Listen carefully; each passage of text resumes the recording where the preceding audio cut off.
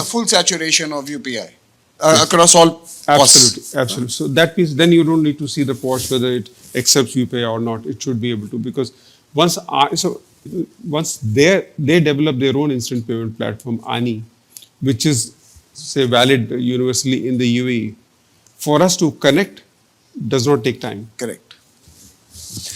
So these things are happening. As I'm going to now move to two areas that you mentioned in your opening remarks. One is defense, and I really want to understand what is happening in the defense sector partnership. Not only just the dialogue and the exchange of information and views, but also on what we are doing in the hardware sector. What are we doing in terms of forces and alignment of operational capabilities? And the second is again something you mentioned at the beginning of your talk, nuclear energy, and both of them important. Let me first start with defense. Defense certainly is an area of top priority. And with the visit of Sheikh Hamdan in April and his meeting with our Raksha Mantri, it's really taken off. What we have done is that the institutional mechanism which we have, we call it the Joint Defense Committee, that has been elevated now to the secretary level, which is the highest level in our government. And of course, his counterpart on the UAE side.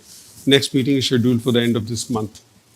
We have also have a lot of these joint exercises. In Army, we have Desert Cyclone. In Navy, we have Gulf Waves. In Air Force, we have Desert Flag. So in the last Desert Flag exercise, just 2-3 months back, we participated with about 8 fighters, and with other countries like UK, France, Germany, Korea, and our contingent was actually the biggest. We have been participating in Dubai Air Show. Last year we had a huge contingent of Tejas and Sarang. We've been participating in IDEX, NAVDEX. They've been participating in our Def Expo and other things. So that all is gradually scaling up. But your specific point about hardware, private sector of course has a big role to play in these things, and the way private sector is growing in defense in India is very impressive. So what we have done is that we have also started this Defense Business Partnership Forum. Last year we had the first such event where about 25 Indian big companies, right from some public sector companies to our big companies like Tata's and Bharat Forge and all, and the startups, the whole spectrum. And that visit was very successful. They had good meetings with entities like Edge and Tawazun on the UAE side. It was so successful that when we have the Joint Defense Council meeting in Delhi, alongside that we'll have the second edition, a follow-up edition. And as we speak, a lot of hardware is actually getting integrated. So some high-tech hardware being developed here, for example, by Al Tariq, is getting integrated with Tejas. Yeah, within the BDL and the HAL frameworks. So these things are happening. We are working on drone and anti-drone systems. Zen Technologies is doing a lot of work. So those things are happening, and I think after Operation Sindoor, the effectiveness of our hardware and software, I think, is a much more proven thing now. So things are easier that way. What's the potential? What's the opportunity? How can we look at some of our common partnerships in Europe, in America, to really make nuclear a sustainable and viable energy future for all of us? So as I mentioned during the visit of Sheikh Khalid to India in September last year, one of the MOUs we signed was on nuclear. If you look at this part of the world, GCC, UAE is the only country which actually has nuclear energy. And today, 25% of total energy here is generated from nuclear, about 5.6 gigawatts, which they plan to double by 2030. And the MOU which we have signed actually brings in our Department of Atomic Energy, our NPCIL, to work with the ENEC, the Emirates Nuclear Energy Corporation. And that work has already started on spares, on servicing, and other things. We are also trying to connect our nuclear industry on both sides. Uh, Looking ahead, whether it is SMRs or other areas, they look quite promising because we also are aware about this, the PACE initiative between the US and the UAE. Perhaps if we have to do something three-way between US, India, and the UAE, it could be a very good possibility. So if you go back to His Highness President Sheikh Mohammed's visit to the US last September, UAE was recognized as a major defense partner. Correct. In this part of the world, the only other major defense partner is India. So we also see synergies there. We see synergies with France.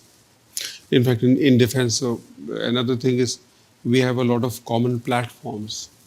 So there is a lot of three-way collaboration which can actually happen Both with the US and with France. among other countries, of course. Other countries. And staying on technology, and I'm looking at nuclear SMRs as a technology for the future. We are all today obsessed and engaged with AI. UAE is investing a lot on building its own capabilities and capacities.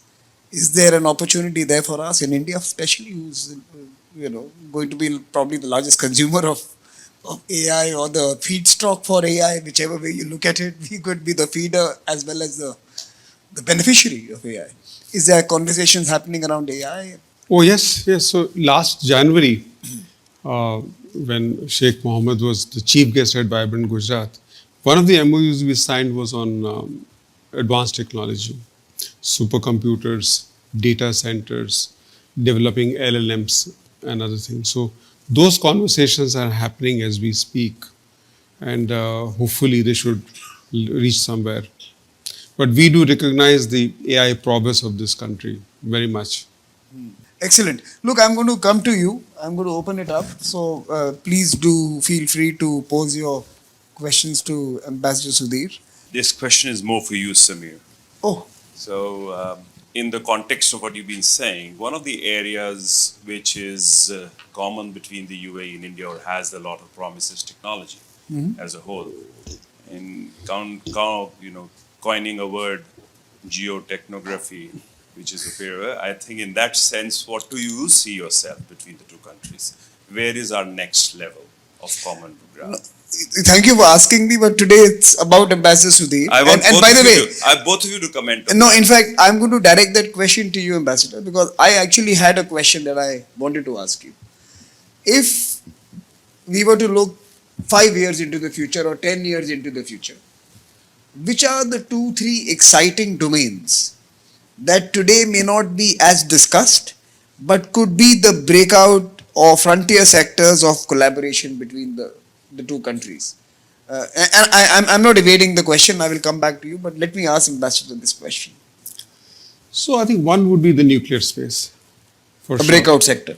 Yeah, sure, for sure. Second would be advanced technology, and I must say I must acknowledge that Mr. P.K. Gulati is doing great work. Under Look, this, he's the original driver of this relationship. absolutely, especially in events like GITEX, because these are platforms which actually bring technology promoters on both sides Together. together. And here there's so much happening in the startup space. So if you go to say DIFC, there you have to see to believe what kind of enabling ecosystem there is for Indian startups to prosper. So nuclear space is one thing, advanced technology is another. Critical minerals is the third one.